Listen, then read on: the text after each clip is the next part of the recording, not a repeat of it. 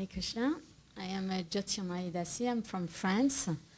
So I do not know a lot of them, and I do also know a lot of you in the sense that I was in America earlier, and I've been able now to see again a lot of the old friends that I didn't see for 15 or 20 years. So my connection with Prabhupada was mainly in France, even though I did also meet him in America, but it was mainly in France because of the service I was doing in France. So when I first met Prabhupada, it was in '69, but it was in London. And then later he came to when we had the temple in Paris, so he came for the first time in Paris, it was in '71. So at that time, Prabhupada gave to me and my husband the responsibility for the French publication. So I was responsible for doing the translation of all the French book. So there is something particular there about the fact how these devotees were saying how Prabhupada was always giving the responsibilities of what has to be done to whoever was available, whoever was able to do it, without making any distinction, whether it was a woman or a man. So he had me do the translation work, and I did it for some years. And this translation work, translation, the actual writing for the books, the BBT work, because unfortunately, even though Prabhupada had that attitude toward the women, but it was not everybody's attitude, especially when Prabhupada was less present. And later on, that same service that was given to me directly by Prabhupada was taken away from me under the plea that I was a woman. And 20 years later, I was given back again that service because at that time it was accepted again that women could take responsibilities. But this is how we can see how it was not Krishna's will that I be taken away from that service, is that 20 years later I had to correct all the mistakes that were done in these translations 20 years before, because that service had been taken away from me. So in that translation work, Prabhupada gave responsibility, even though it's a big responsibility, as it is the books that are going to be distributed all over the world to all the people.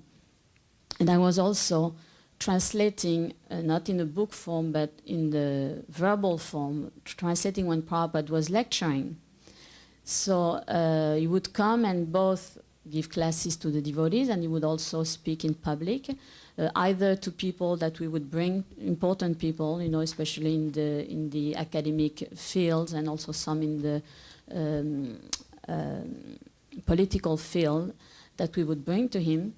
And I was translating for Prabhupada's talks with these people. Sometimes it was me, sometimes it was, like again, Prabhupada didn't make any difference. Sometimes it was me doing it, sometimes it was Yogeshwar doing it, sometimes it was another devotee, Prituputra, doing it. So men or women, you would ask anybody who was there and who was able to do it. So I would translate for him when he would discuss with these people privately in the temple, or when he would give lectures. And at that time, he gave some lectures to small groups of people in universities or in different programs that we had arranged for him.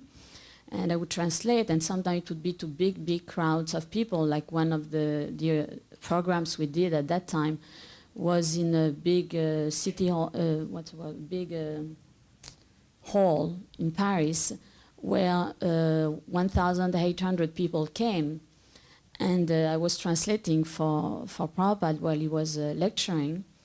And I even noticed that Prabhupada was so kind to the person, so concerned with the person who was doing the translation for him, that at the very beginning, because he saw the first times we did it, that it was a little difficult, you know, if he would speak for a long time for me to translate everything.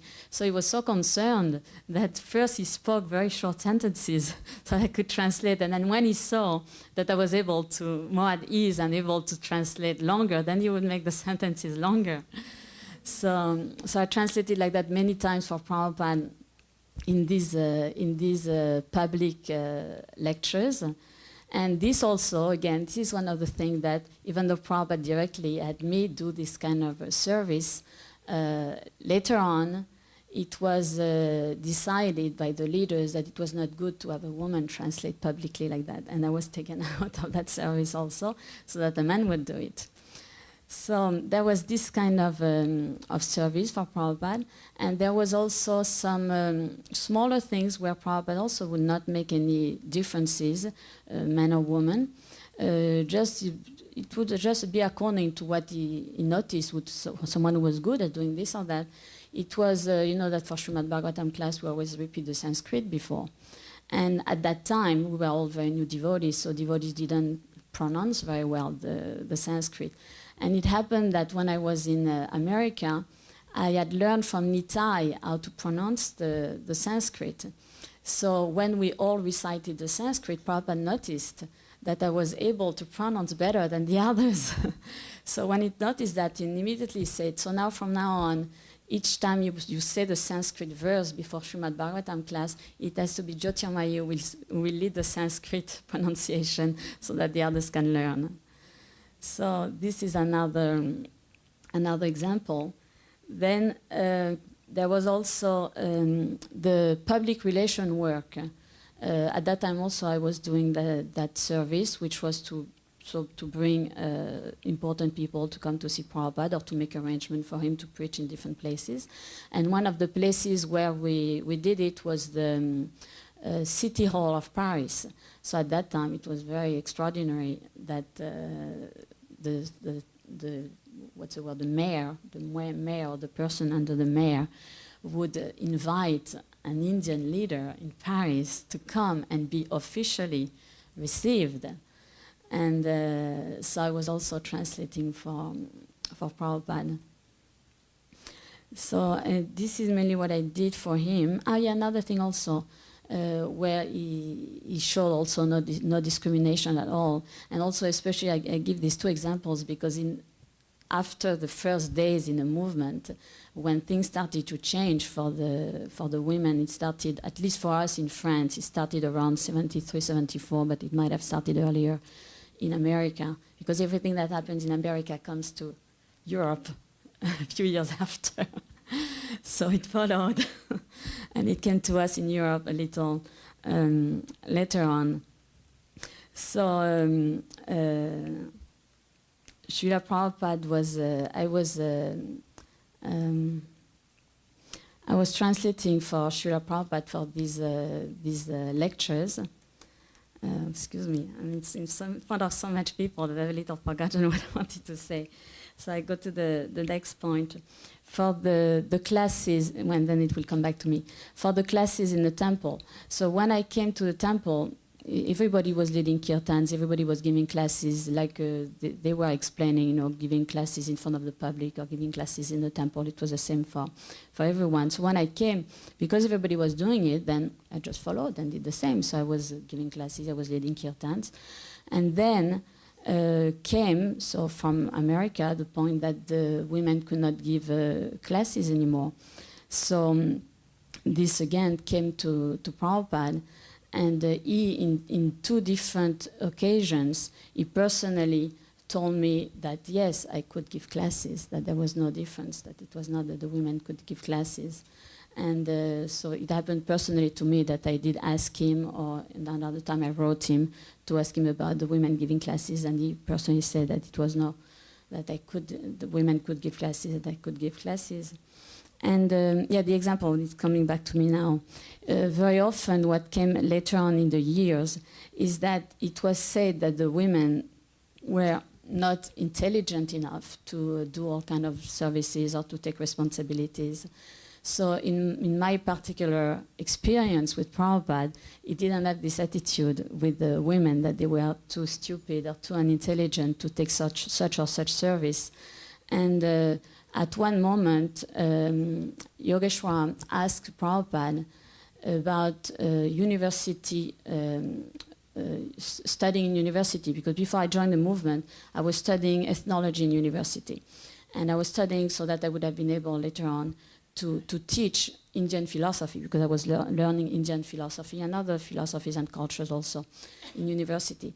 But when I joined the movement, I stopped my studies in university. And so Yogeshwar asked Prabhupada, about if I should go on with this university study, so that later on I will be able to teach Vaishnavism in the Sorbonne, which the Sorbonne is the best known university in France.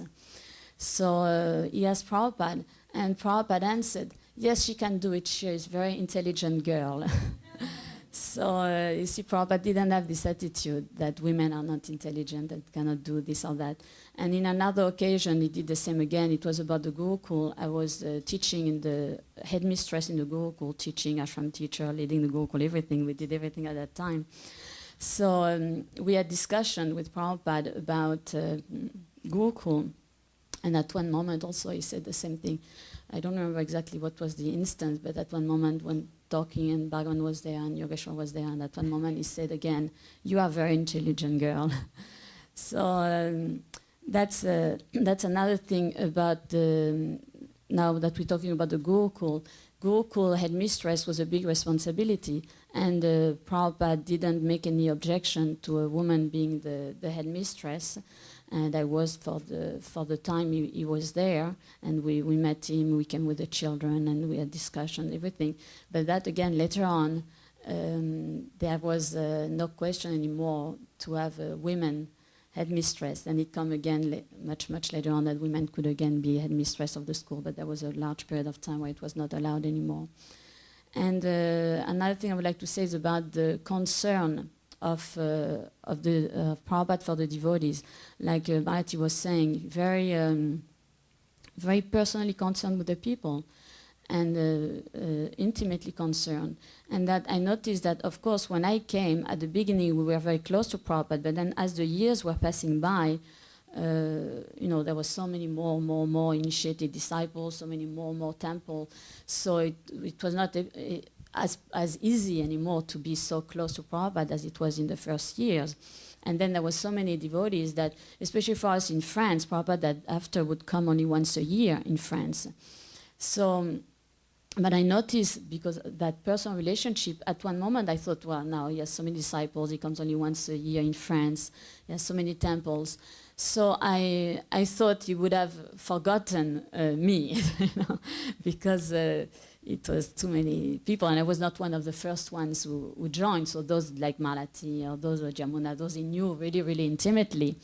But that's why I was very astonished and so happy to see that even though we had such large number of devotees, he would not forget them. And when he would come to France, either if he would see me, he would ask me directly, but if he didn't see me, then he would always ask someone, the GBC there, or he would ask Yogeshwar, and he would say, so how is Jyotirmayi, how is she doing? He would ask like that about my well-being and how I was doing. And about that particular concern also, one time also this astonished me. It was almost, it was in 76, so he was very sick. He came for the last time in France.